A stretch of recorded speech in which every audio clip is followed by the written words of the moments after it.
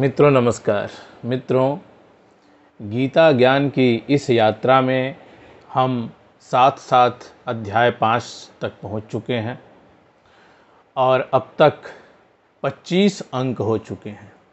तो आज 26वें अंक में हम अध्याय 5 का आरंभ करते हैं।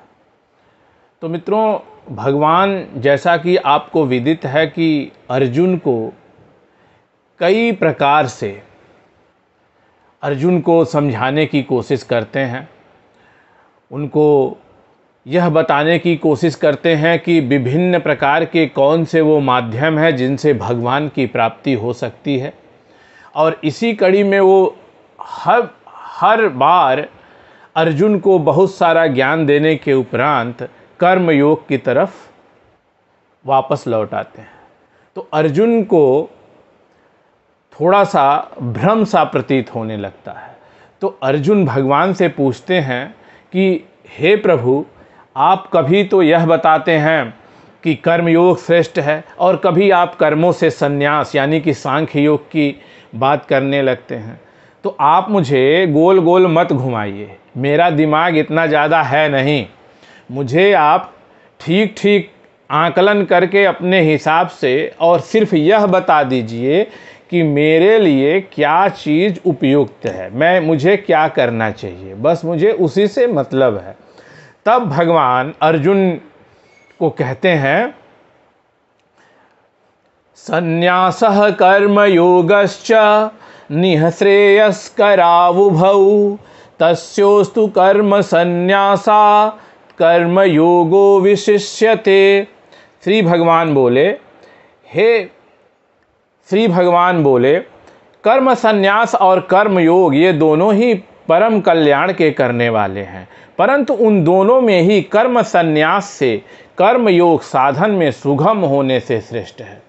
तो भगवान अर्जुन से कहते हैं कि ऐसा है अर्जुन कि कर्म योग और संन्यास योग दोनों ठीक हैं, बुरा तो कोई भी नहीं है, लेकिन जो कर्म योग है वो अधिक सुगम है।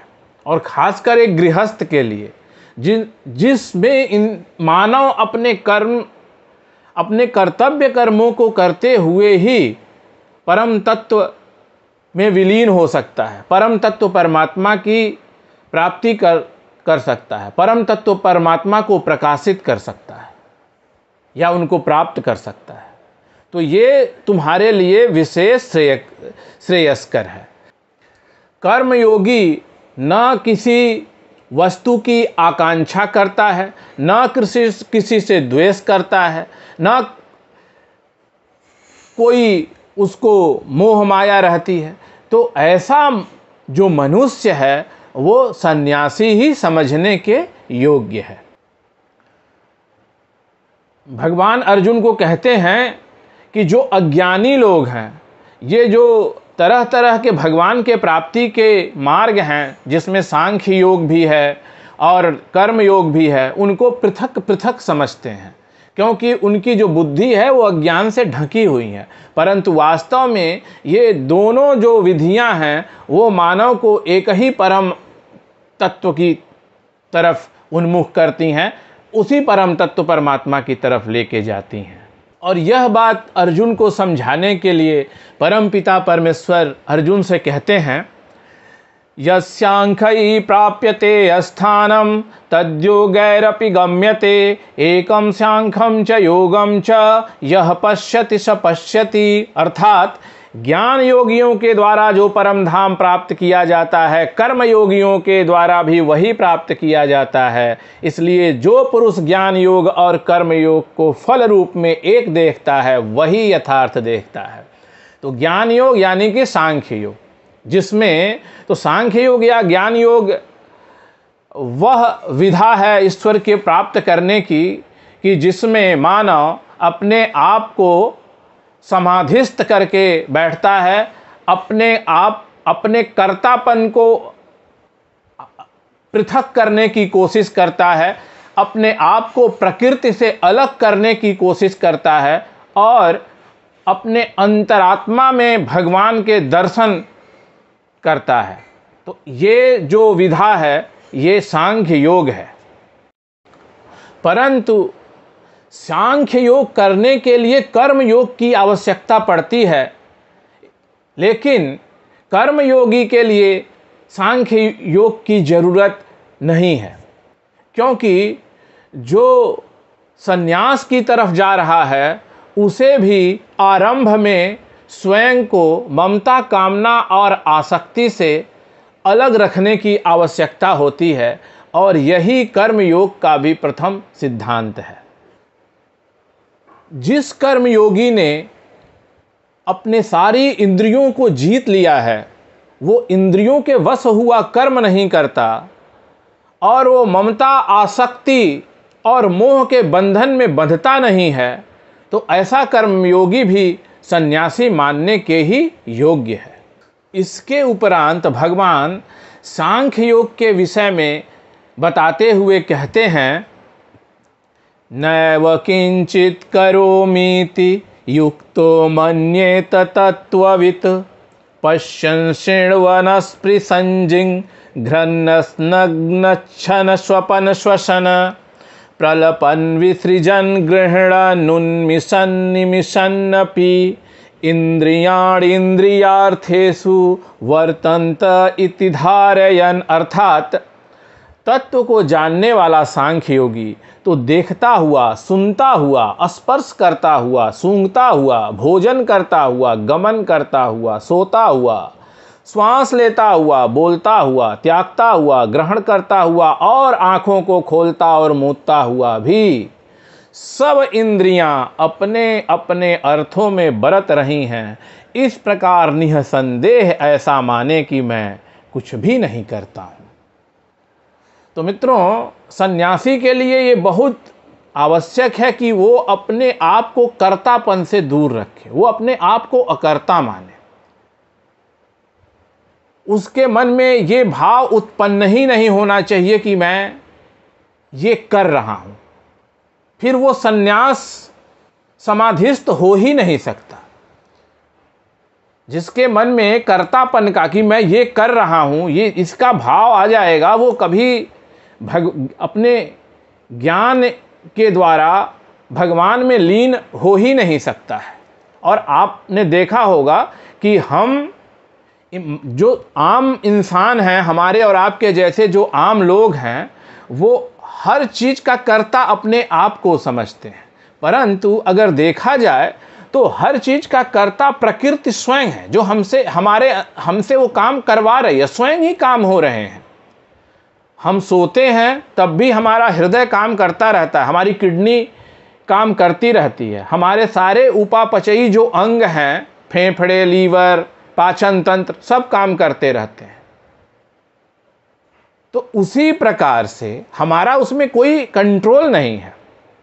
और अगर आप देखिए तो जो भगवान ने हमें दिमाग दिया है, अब किसी कक्षा में बहुत सारे विद्यार्थी होते हैं और बहुत से विद्यार्थी एक समान ही परिश्रम करते हैं, एक गुरु से ही शिक्षा प्राप्त करते हैं, लेकिन प्रकृति ने किसी बालक को ज़्यादा प्रखर बुद्धि और दिमाग दे रखा है, तो वो बालक अधिक नंबर ले आता है, और उतना ही मेहनत करने के बाद दूसरा जो बालक है उससे कमतर नंबर ले आता है। लेकिन जो बालक अधिक नंबर ले आता है उसकी प्रशंसा अधिक होती है, वो नंबर लाने के लिए लोग उसको कर्ता मान लेते हैं। जो सन्यासी हैं, किसी भी कार्य के लिए उनको अपने आप को कर्ता नहीं मानना है। जो भी हो रहा है वो सब प्रकृति कर रही है, प्रकृति के गुण ही कर रहे हैं, उसमें हमारा कोई भी योगदान नहीं है, ऐसा मानना चाहिए एक सांख्य योगी को। यह भगवान समझा रहे हैं। अब दूसरी तरफ कर्मयोगी अपने समस्त कर्मों को करता हुआ, अपने समस्त कर्तव्य कर्मों को करता हुआ भी फलों का हेतु नहीं होता और अपने समस्त कर्मों को भगवान में ही अर्पण कर देता है। वो ये मानता है कि जो भी मेरे से अच्छा काम हो रहा है, जो भी मेरे से परोपकार हो रहा है, जो भी मेरे से कुछ भी संसार के लिए थोड़ा बहुत जो मैं कर पा रहा हूँ, वो सब ईश्वर का है। वो ईश्वर ही को ही वो अर्पण करके और उन कर्मों से अपने आप को मुक्त कर लेता है और कर्मों के फलों में अपने आप को नहीं बांधता। मित्रों, बहुत से लोग ऐसा समझते हैं कि मैं ये कर्म करूँगा तो भगवान प्रसन्न हो जाएंगे, ये कर्म करूँगा तो भगवान नाराज हो जाएंगे, ये काम तो मैं भगवान के लिए कर रहा हूँ। तो भगवान कहते हैं कि मैं अपने आप को किसी भी पाप या शुभ कर्म से अपने आप से नहीं जोड़ता। तो मानव को ये समझ लेना चाहिए कि वो जो भी अच्छे या बुरे कर्म कर रहा है वो अपने लिए ही कर रहा है, उसमें भगवान को लाने की आवश्यकता नहीं है। भगवान ने एक प्रणाली बनाई है, एक सिस्टम बनाई है जो काम करता है, और जो भी वो कर्म कर रहा है उन सब कर्मों के समायोजन के पश्चात वो उनके फलों का भागी होता है। और जो पूर्ववर्ती जीवन में जो कर्म किए हैं उन कर्मों के अनुसार ही वो नए जीवन लेता है, और उसी प्रकार के परिस्थिति में भगवान उसको उत्पन्न करते हैं, उसको पैदा करते हैं, वैसा ही जीवन जीता है। तो ये समझना कि ये पुण्य और ये पाप है और ये मैं भगवान के लिए कर रहा हूँ, तो ये बात गलत है, ये मूर्खतापूर्ण बात है। और दूसरी बात यह है कि बहुत से लोग ऐसे हैं कि जो लोग ये समझते हैं अपने हिसाब से जिन्होंने अपने कर्मों को बना रखा है। किसी की मान्यता ये है कि मैं ये दान कर दूंगा तो भगवान प्रसन्न हो जाएंगे। कोई ये समझता है कि मैं 2-3 घंटा सुबह उठ के पूजा कर लूँगा तो भगवान प्रसन्न हो जाएंगे। किसी को लगता है कि मैं प्रवचन जाके बाबा जी का 4-5 घंटे सुन लूँगा तो भगवान प्रसन्न हो जाएंगे। परंतु भगवान इन सब कार्यों से अपने आप को एकदम पृथक रखते हैं, उनको इससे कोई लेना देना नहीं है। मनुष्य के ऐसे सोचने का कारण यह है कि वह अज्ञानी है, उसका ज्ञान ढका हुआ है। मित्रों, जैसा कि हमें पहले ही भगवत गीता में ये पढ़ा है कि जो इंद्रियों के कर्म हैं बुद्धि उससे कई गुना ऊपर है, परंतु अधिकतर मामलों में हम इंद्रियों से ही कर्म करते हैं, हम बुद्धि तक उस बात को ले ही नहीं जा पाते। बिरले ही हैं जो बुद्धि युक्त या ज्ञान युक्त कर्म करते हैं, परंतु जो हमारी बुद्धि है वो भी प्रकृति जनित ही है, वो प्रकृति से परे नहीं जा सकती। जो प्रकृति ने हमें ताकत दी है जिन चीज़ों को जानने और समझने की, उससे परे जाने के लिए हमें ईश्वर के आशीर्वाद की या कृपा की आवश्यकता होती है। उदाहरण के लिए जो चौपाए हैं, गाय बैल हैं, वो मैंने कहीं पढ़ा है कि वो केवल ब्लैक एंड वाइट ही देखते हैं। तो प्रकृति ने उनको सिर्फ उतने तक ही सीमित रखा है, उन्हें ये पता नहीं कि और भी रंग हैं संसार में। तो इसका मतलब ये तो नहीं कि संसार में और रंग है ही नहीं। तो बुद्धि जो है हमारी वो भी प्रकृति जनित ही है। मन बुद्धि चित्त अहंकार स्थूल शरीर और इंद्रियां ये सब प्रकृति जनित ही हैं। तो अगर हम लगातार बुद्धि युक्त कर्म करते हैं तो ईश्वर की प्रेरणा से फिर हम एक स्टेप आगे बढ़ जाते हैं, और तब जाके हम प्रकृति को प्रकाशित करने वाली जो हमारी बुद्धि है ऊपर उठकर उससे और परमात्मा को प्रकाशित कर पाते हैं। तो ये भगवान की कृपा का ही विषय है। इन बातों को समझाने के लिए भगवान अध्याय 5 में 2 श्लोक कहते हैं, जो अध्याय 5 के श्लोक 15 और 16 हैं, जो मैं आपके लिए पढ़ता हूं और उनका अर्थ भी आपको बताता हूं। नादत्ते कस्यचित् पापं न चैव सुकृतं विभुः अज्ञानेनावृतं ज्ञानं तेन मुह्यन्ति जन्तवः। सर्वव्यापी परमेश्वर भी न किसी के पाप कर्म को और न किसी के शुभ कर्म को ही ग्रहण करता है, किंतु अज्ञान के द्वारा ज्ञान ढका हुआ है, उसी से सब अज्ञानी मनुष्य मोहित हो रहे हैं। इसके उपरांत भगवान कहते हैं, ज्ञानेन तु तद्ज्ञानम येषां नासितमात्मनः तेषामादित्यवज्ञानम प्रकाशयति तत्परम। परंतु जिनका वह अज्ञान परमात्मा के तत्व ज्ञान द्वारा नष्ट कर दिया गया है, उनका वह ज्ञान सूर्य के सदृश उस सच्चिदानंद घन परमात्मा को प्रकाशित कर देता है।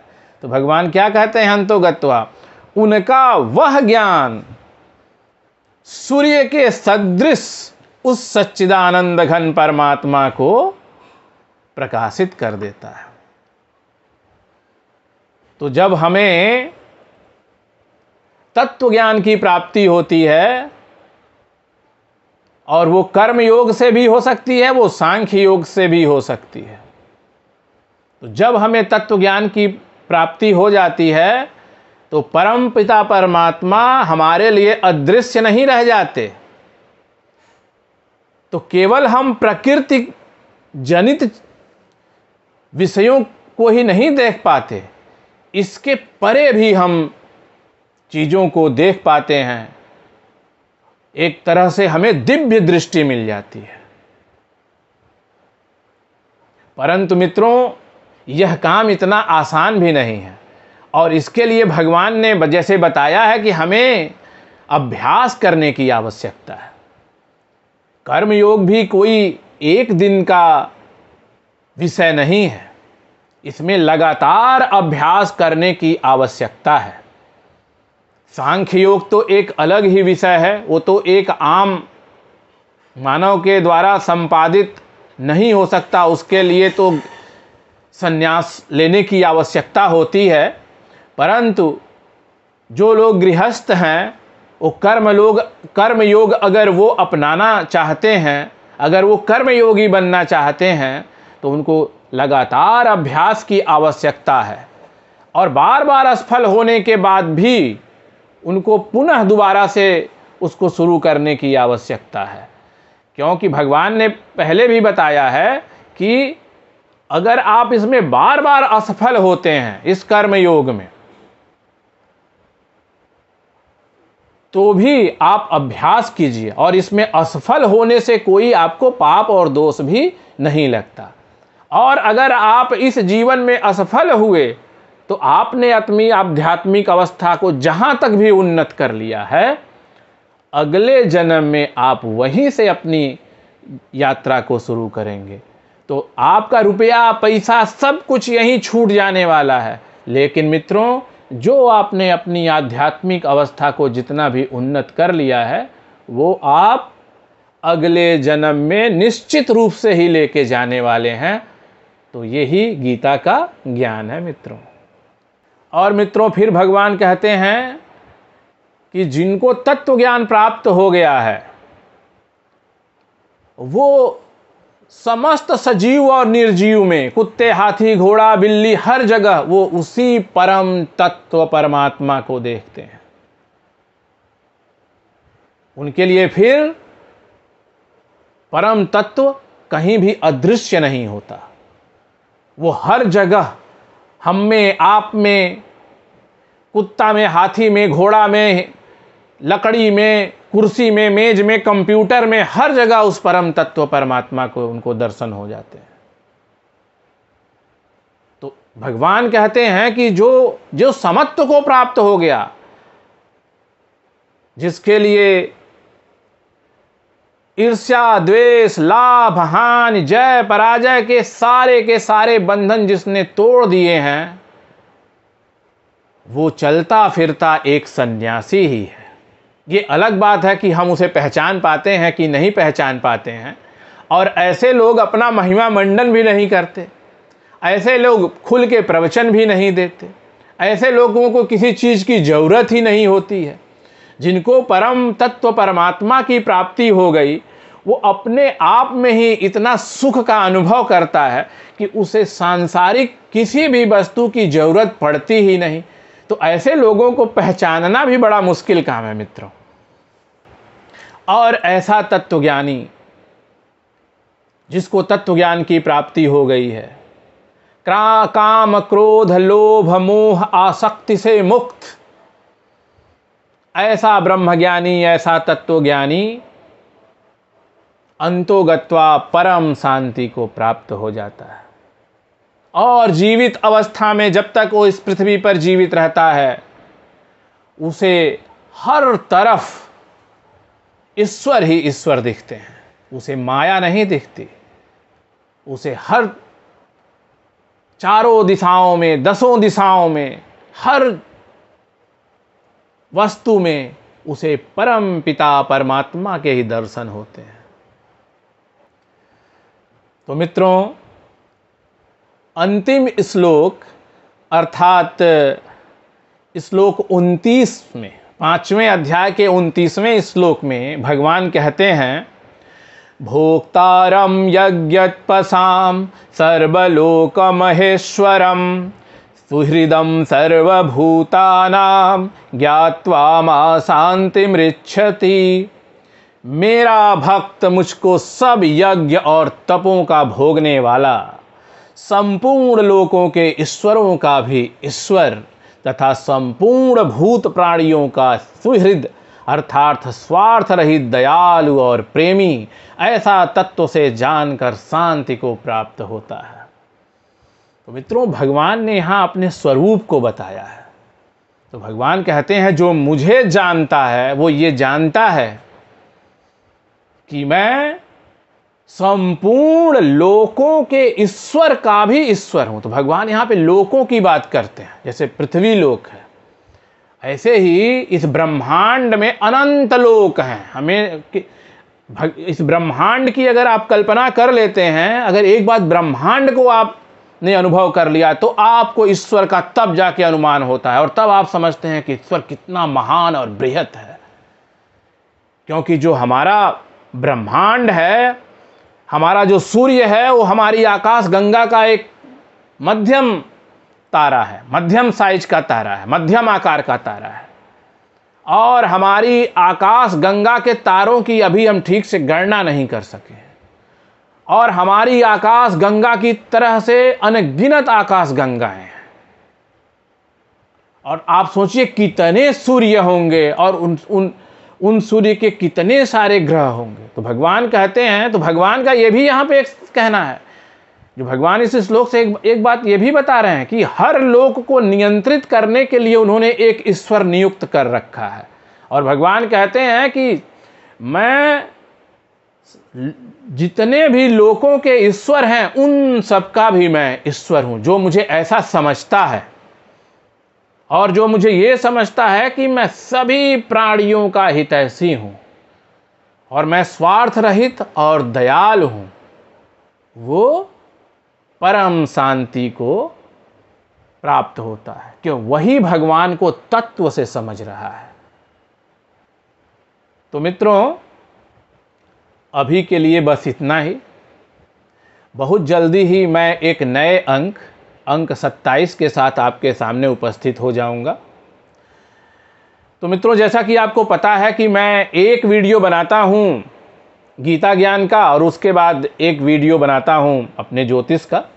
तो मित्रों, जो ये गीता का ज्ञान है ना, हम कोई भी शास्त्र पढ़ें, ज्योतिष शास्त्र पढ़ें या कोई भी शास्त्र पढ़ें, हमें ये गीता का ज्ञान बड़ा फायदा करता है। क्योंकि जब हम ज्योतिष भी पढ़ते हैं ना, तो वहाँ भी जब हमें आता है कि सभी जो सारी सृष्टि है वो 3 गुणों में विभाजित है, रजोगुण, सत्वगुण और तमोगुण, तो लोगों को समझ में ही नहीं आता है। भगवान ने गीता में इस बात को बड़े अच्छे तरीके से समझाया हुआ और बहुत बृहत समझाया हुआ है। तो इस पूरे ब्रह्मांड में जितने भी तत्व हैं, जितने भी मैटर्स हैं, जितनी भी चीज़ें हैं, वो इन्हीं जो बेसिकली जो बड़े स्तर का अगर हम इनको वर्गीकृत करें तो 3 भागों में विभक्त हो जाएंगी, तमोगुण, रजोगुण और सतोगुण। तो ये सारी चीज़ें जब हम गीता जानते हैं तो हम ज्योतिष को भी इससे बहुत अच्छे से कनेक्ट कर पाते हैं।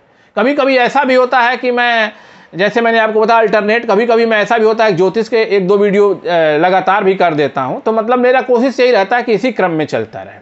तो मित्रों, अभी के लिए बस इतना ही।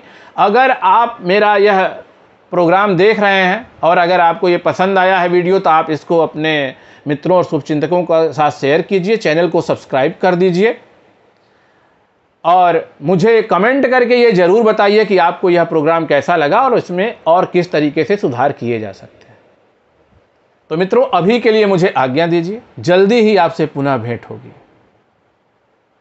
धन्यवाद।